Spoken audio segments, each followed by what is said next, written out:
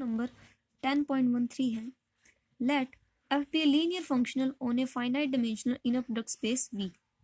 f है एक linear functional दे रखा है किसी finite dimensional inner product space V के over, then there exist a unique vector V belongs to V।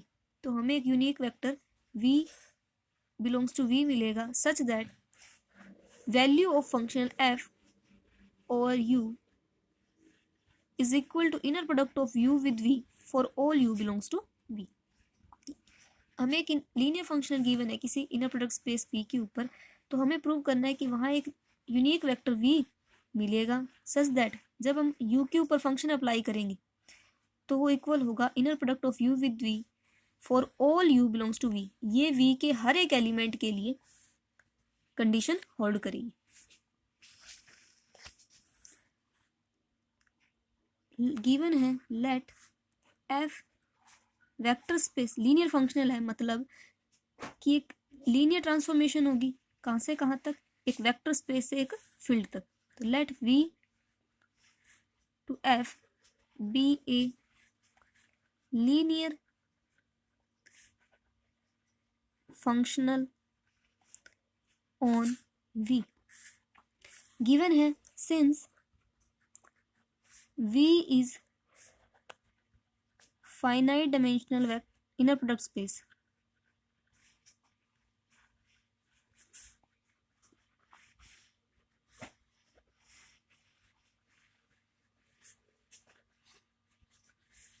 therefore by Gram-Smith orthogonalization process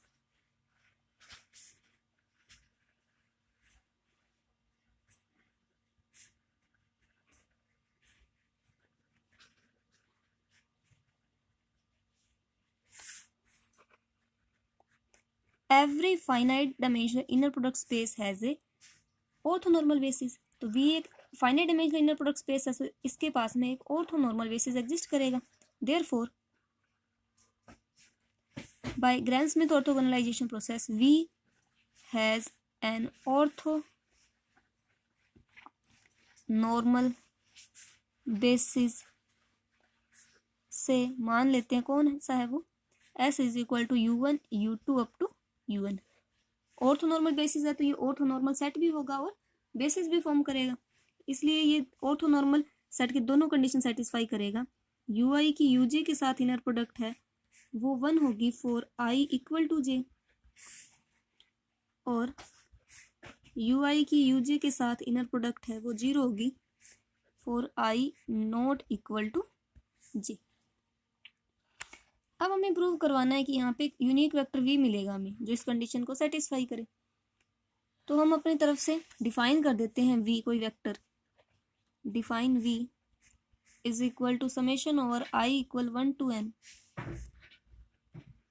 f of UI का complex conjugate into में UI। अब जब हम summation expand करेंगे तो ये क्या होगा, इसे हम लिख सकते हैं U1 U2 UN के लीनियर कॉम्बिनेशन में जब समेशन एक्सपेंड करेंगे, और ये सारे तो स्केलर होंगे। क्यों? क्योंकि U1 U2 U2 सारे के सारे बेसिस के एलिमेंट है, इसके बेसिस के एलिमेंट है तो सारे के सारे V के भी एलिमेंट होंगे। F अप्लाई करने के बाद में वो एक फील्ड में आ जाएंगे, मीन ये सारे के सारे स्केलर्स होंगे। तो हम U1 U2 U3 को इन स्केलर्स जो V है उनको हम लीनियर कॉम्बिनेशन में लिख सकते हैं U1 U2 UN, जहाँ इनके आगे जो मल्टीप्लाई होंगे वो कुछ स्केलर्स होंगे। तो V को हम एक्सप्रेस कर सकते हैं, V can be expressed as linear combination of vectors U1 U2 UN। Linear combination में है तो हम कह सकते हैं कि V है वो V से तो बिलोंग करेगा ही, क्योंकि V के बेसिस के एलिमेंट्स के लीनियर कॉम्बिनेशन में है तो V है वो कैपिटल V में बिलोंग करेगा। ये तो प्रूव करवा दिया कि हमें एक V हमने डिफाइन किया जो V में हमें मिल रहा है। अब एक और मैपिंग डिफाइन करते हैं, define a mapping G from V to F। ये भी किसी वेक्टर स्पेस से किसी फील्ड के ओवर है सच दैट ये मैपिंग डिफाइन की गई है G of alpha is equal to inner product of alpha with V for all alpha belongs to V। ये मैपिंग कुछ हमने इस जैसे ही डिफाइन की है। यहाँ पे एफ ऑफ यू था is equal to inner product of u with v for all u belongs to v. यहाँ हमने यू की जगह अल्फा ले लिया और एफ की जगह जी ले लिया। अगर हम किसी तरीके से प्रूव कर दें कि ये जो एफ और ये जी इक्वल है तो कंडीशन होल्ड कर जाएगी कि f of u is equal to inner product of u with v for all u belongs to v. तो इसलिए हमने ये मैपिंग डिफाइन किया ताकि एफ को इसके इक्वल आके हम जो कंडीशन हमें प्रूव करवानी है वो हम प्रूव करवा दें।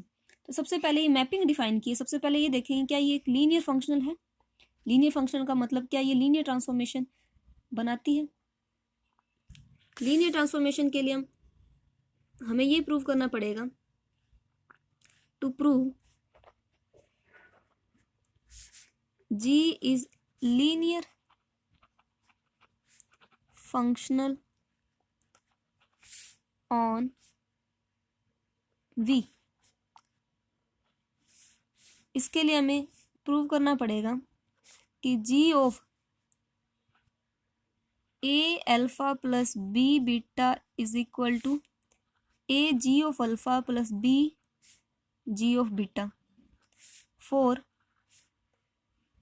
ए और बी बिलोंग करते हैं फील्ड में और अल्फा और बीटा वेक्टर्स हैं वेक्टर स्पेस के। तो एज्यूम कर लेते हैं g a alpha plus b beta.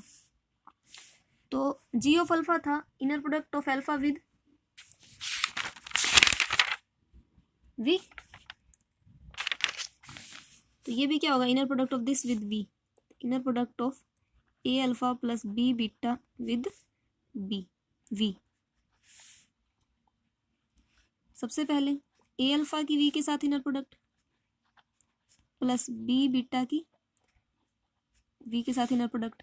Bye properties of inner product a हम बाहर ले सकते हैं तो अल्फा की वी के साथ इनर प्रोडक्ट बचेगी और बीटा की वी के साथ। अल्फा की वी के साथ इनर प्रोडक्ट को हम लिख सकते हैं जी अल्फा और बीटा की वी के साथ इनर प्रोडक्ट को हम लिख सकते हैं जी बीटा। यही हमें प्रूव करना था लीनियर फंक्शन प्रूव करने के लिए। यहाँ से प्रूव हो गई कि जो जी है is a linear functional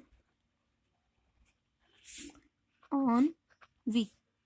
linear functional तो प्रूव हो गया। अब हमें प्रूव करना है कि जो जी है वो एफ के इक्वल हो जाए। जी एफ के इक्वल कब हो सकता है जब हम कोई भी जी है वी के किसी आर्बिट्रेरी एलिमेंट पे अप्लाई करें और आंसर क्या आ जाए एफ के इक्वल आ जाए।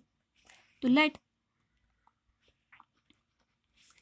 हम जी की वैल्यू अप्लाई करते हैं जो वी का बेसिस था ना उसके एलिमेंट्स पे यू जे, जहाँ जे की वैल्यू वेरी करती है 1 से n। यू जे मतलब u1 u2 u3 un में से कुछ भी हो सकता है। तो उसके किसी आर्बिट्रेरी एलिमेंट पे अप्लाई करते हैं तो ये आएगा यू जे की वी के साथ इनर प्रोडक्ट यू जे की inner product with v. V हमने डिफाइन किया था i इक्वल 1 से लेके n तक।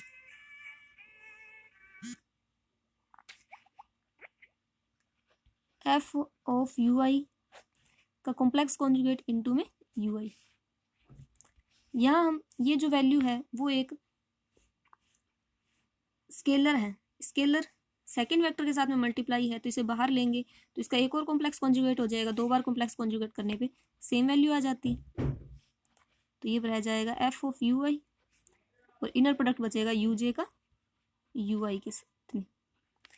अब हम आई की वैल्यू 1 से लेके n तक पुट करते हैं। तो आई की वैल्यू 1 पुट करेंगे तो बन जाएगा यू जे यू वन, दोनों अलग अलग है तो by definition of orthonormal set 0 हो जाएगा। और ये तब तक 0 होते जाएंगे जब तक आई की वैल्यू जे के इक्वल ना हो जाए। उस केस के अंदर ये नॉन जीरो होगा और बाकी केसेस में 0। तो आई की वैल्यू जे पुट करते हैं तो बच जाएगा F of u J inner product of u J with you J. Same की सेम के साथ इनर प्रोडक्ट 1 हो जाएगी तो बचेगा एफ ऑफ यू जे। तो हमने प्रूव कर दिया कि g of u j is equal to f of u j for all j की वैल्यू वेरी करती है 1 अप टू n। और जहाँ ये सारे के सारे जो यूजे थे वो कहाँ पे बिलोंग कर रहे थे एस में से बिलोंग कर रहे थे। तो हम कह सकते हैं कि एफ जी और एफ इक्वल हैं ऑन एस के ऊपर। देयरफॉर अगर एस कोई भी आपका एक तरह से सबसेट ही है वी के ऊपर तो अगर एस के ऊपर इक्वल है तो ये आर्बिट्रेरी सबसेट था तो वी के ऊपर भी इक्वल होंगे। तो g equal to f on v. इसलिए हम कह सकते हैं कि f of alpha is equal to alpha की inner product with v for all alpha belongs to v. Alpha की जगह इन जनरल हम यू भी ले सकते हैं, यू की inner product with v for all u belongs to v. एक तो ये कंडीशन होल्ड करवानी थी। एक प्रूव करवाना है कि ये जो हमने डिफाइन किया है वेक्टर वो यूनिक होगा, मतलब वी वेक्टर हमें सिर्फ यूनिक वेक्टर मिलेगा, तो यूनिकनेस चेक करनी है कि वी में से जो वेक्टर मिल रहा है वी है वो हमें यूनिक मिल रहा है। तो हम एज्यूम कर लेते हैं कि लेट हमें एक वेक्टर डब्ल्यू और मिल रहा है, लेट डब्ल्यू belongs to v such that वो वेक्टर भी क्या कर रहा है, ये कंडीशन सेटिस्फाई कर रहा है। F of u is equal to inner product of u with डब्ल्यू for all u belongs to v, इस कंडीशन को सेटिस्फाई कर रहे हैं। और वी के लिए तो होल्ड कर ही रही थी कि f of u is equal to inner product of u with v for all u belongs to v. U के लिए वी के लिए तो होल्ड कर ही रही है कंडीशन, ये भी एफ ऑफ यू की वैल्यू, ये भी एफ ऑफ यू की वैल्यू, तो दोनों क्या हो जाएंगे equal. Inner product of u with डब्ल्यू इक्वल हो जाएगा inner product of u with v. Inner product of u with डब्ल्यू minus inner product of u with v is equal to zero. In general इसे हम लिख सकते हैं inner product of u with डब्ल्यू minus v equal to zero. हमें पता है कि कोई भी दो वेक्टर की इनर प्रोडक्ट अगर जीरो है तो इन दोनों में से कोई एक वेक्टर तो जीरो ही हो। अगर दो सेम वेक्टर की इनर प्रोडक्ट जीरो है तो वो वेक्टर जीरो होगा। अगर इन दोनों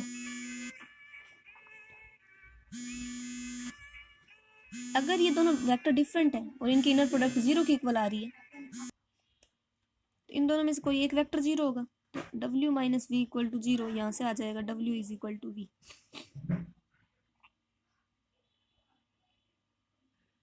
तो यहाँ से यूनिकनेस प्रूव हो चुकी है कि जो हमने वेक्टर और लेके चले थे वो लास्ट में वी के इक्वल ही आ रहा है, मतलब जो वेक्टर वी है वो यूनिकनेस है, यूनिक है।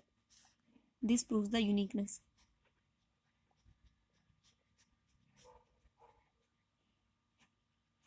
ये होगा।